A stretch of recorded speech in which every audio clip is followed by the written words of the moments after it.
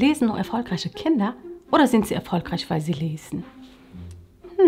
Das Lesen oder Vorlesung bringt doch eh nichts Spezifisches. Warum sollen wir lesen? Wozu der ganze Aufwand, wenn es für die Kinder doch eh attraktiver ist, Filme anzuschauen? Ob Alice im Wunderland, Bambi, Pinocchio, alles wird verfilmt. Was soll das ach so Besondere an Vorlesen sein?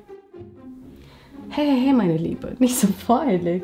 Lass mich dir die Gründe schildern, warum Vorlesen besonders wichtig ist. Dann kannst du dir ja immer noch eine Meinung bilden. Wie kannst du die Freude am Lesen wecken? Wie kannst du gut geeignete Bücher für dein Kind auswählen? Auf was solltest du beim Vorlesen achten? Auf diese Fragen möchte ich heute eingehen. Im zweiten Teil teilen die liebe Hilal von Psychologisch und Esche von Anne-Sandre ihre Erfahrungen zum Thema mit und verraten uns die Lieblingsbücher ihrer Kinder. Wusstest du eigentlich, dass die Statistik der Vorlesestudie zeigt, dass seit 8 Jahren jedem dritten Kind zu Hause nicht oder nur selten vorgelesen wird? Traurig, wenn man überlegt, wie wichtig die Effekte vor allem in den ersten 3 Jahren sind. Vorlesen bewirkt wahre Wunder. Ach, ich habe eh schon wenig Zeit und es gibt so viel zu tun. An einem anstrengenden Tag ist es das Letzte, was ich mir wünsche, meinem Kind etwas vorzulesen.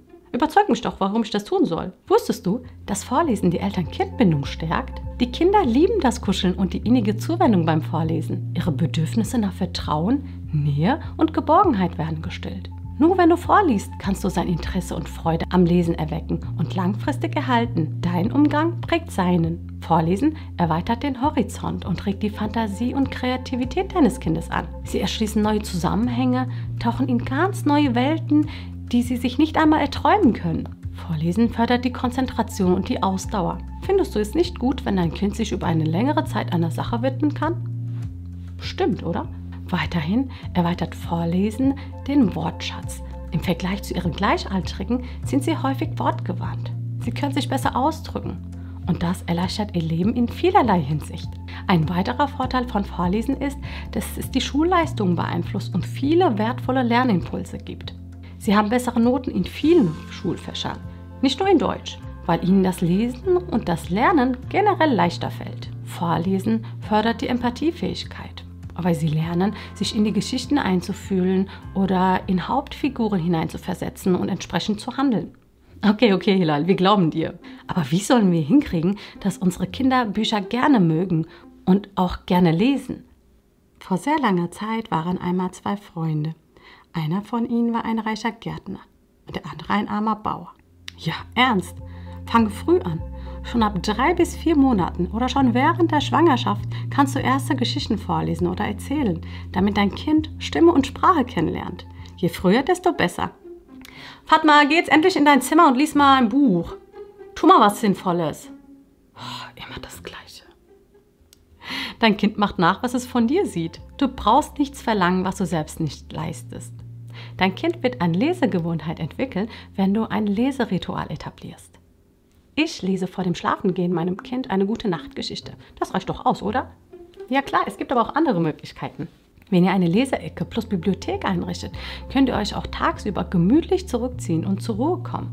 15 Minuten am Tag reichen aus. Und bei Kleinkindern ist es nicht wichtig, das Buch zu Ende zu lesen. Es geht nämlich um das Erlebnis. Es darf auch mal Seiten überspringen. Das schwarze Kaninchen, das habe ich heute Morgen verkauft, antwortet die Verkäuferin. Max schießen die Tränen in die Augen. Das kann doch nicht wahr sein. Sein armer kleiner Zorro ist verkauft worden. Wahrscheinlich sitzt das Kaninchen schon in einem Käfig, der niemals sauber gemacht wird und stinkt wie ein Puma. Lies lebendig vor. Versuche dich auf die Geschichte einzulassen. Achte auf deine Betonung, damit dein Kind den Inhalt faszinierter und gebannter folgen kann. Das kann doch nicht wahr sein. Sein armer kleiner Zorro ist verkauft worden. Wahrscheinlich sitzt das Kaninchen schon in einem Käfig, der niemals sauber gemacht wird und stinkt wie ein Puma. Achte beim Vorlesen auf Dialog und Austausch. Das heißt, halte nicht stur am Text fest. Das Kind darf unterbrechen, Fragen stellen und die Bilder untersuchen und kommentieren. Stelle offene Fragen zum Inhalt. Zum Beispiel, was geschieht hier? Wie hättest du reagiert? Wie geht es wohl weiter? Beim x-ten Mal vorlesen kann das Kind den Verlauf der Geschichte erzählen. Du kannst die Geschichte zum Beispiel auch durch Einsatz von Tier- oder Menschfiguren oder passendem Zubehör wie Bart oder Lippenstäbchen aufpeppen. Ach, wenn die Zeit kommt, werden die Kinder eh schon lesen. Ich mache mir keinen Kopf drum. Denkst du? Schön wär's. Sorgst du dafür, dass dein Kind Zugang zu Büchern findet? Gehst du in die Bibliothek, besuchst Veranstaltungen oder geht dir Bücher kaufen? Wie sieht's sonst aus? Zu Hause sollten Bücher sichtbar und griffbereit sein. Auch bei Ausflügen sollten sie eure treuen Begleiter sein. Schön und gut. Und wie soll ich passende Bücher finden? Ich habe wenig Zeit und der Markt ist überschüttet von Bücherangeboten. Das ist jetzt eine wichtige Frage und das kann ich dir jetzt nicht in einem Satz beantworten. Warum wundert mich das nicht? Du willst aber auch alles in der ultra kurzen Version haben. Ein bisschen Zeit musst du dir aber auch schon nehmen, ne? Also du kannst dir die Auswahl vereinfachen, indem du den Entwicklungsstand deines Kindes berücksichtigst. Wenn das Buch für dein Kind zu kompliziert ist, kann es frustrierend wirken. Es ist zu einfach, langweilt es sich. Beobachte dein Kind genau, um Unter- und Überforderung zu vermeiden. Die Altersangaben von Büchern sind eine erste Orientierung. Wähle Bücher aus, die die Interessen deines Kindes erwecken, damit dein Kind auch Bücher lesen mag. Finde heraus, welche ausgeprägte Themenvorlieben dein Kind hat. Was findet es besonders spannend? Sind es der Bauernhof, die Tiere, die Natur, verschiedene Fahrzeuge, möglicherweise Baustellen, Prinzessinnen, Dinosaurier? Kann dein Kind mit Gefühlen wie Wut, Angst nicht umgehen? Steht seine Einschulung bevor? Oder kommt vielleicht ein zweites Kind? Ist jemand aus der Familie gestorben und du weißt nicht, wie du dein Kind ans Thema heranführen sollst? Bücher können dann eine ganz große Hilfe sein, weil sie viele wichtige Gespräche anstoßen und uns dabei helfen, die richtigen Worte zu finden. Dein Kind kann mit Hilfe von Büchern bestimmte Lebenssituationen besser verarbeiten. Es gibt viele Ansatzpunkte. Du kannst fragen, erinnerst du dich, was der oder diejenige gemacht hat? Denke daran, auch deinem Kind nach seiner Meinung zu fragen. Je mehr du auf seine Wünsche und Interessen eingehst, umso mehr begeistert es sich dafür und hat Spaß daran. Die Kinder wissen auch ganz genau, was ihnen gefällt. Material und Format sind weitere Auswahlkriterien. Für die ganz Kleinen eignen sich kleine Bilderbücher mit einfachen Motiven und deutlichen Farben. Es gibt welche aus Stoff, Holz, Gummi, zum Beispiel mit Knistergeräuschen oder Fühlflächen mit Beißecken. Kinder erforschen ja Bücher mit allen Sinnen. Mit steigendem Alter kommen interaktive Elemente hinzu. Schiebeleisten, Fenster zum Aufklappen, Drehscheiben, Fühl- und Geräuschelemente und so weiter. Sie bereiten dem Kind eine zusätzliche Freude. Achte auf die Illustrationen und das Bild-Text-Verhältnis. Die sollte stimmen. Bei den Allerkleinsten eignen sich Bücher mit wenig oder gar kein Text. Pro Seite gibt es meist nur ein großes Bild, recht einfach gehalten und undetailliert, mit ersten Wörtern oder kurzen Sätzen. Im Kleinkindalter kann es dann bunter und detailreicher werden, weil sie aufwendigere Bücher gut verarbeiten und begreifen können. Es eignen sich Texte aus mehreren kurzen Sätzen und ganzen Geschichten. Kannst du mir konkrete Bücher vorschlagen?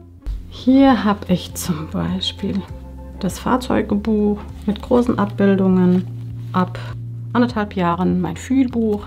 Da sind auch schöne Seiten mit bei, wo man was aufklappen kann und auch fühlen kann. Ab 2 Jahren sowas, wo sie dann vermehrt die eigenen Klamotten anziehen.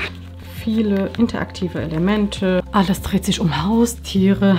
Und da habe ich halt sowas gefunden, wo man schön an Drehscheiben spielen kann. Oder sowas. Finde ich auch ganz toll. Mein erstes Puzzle-Spielbuch.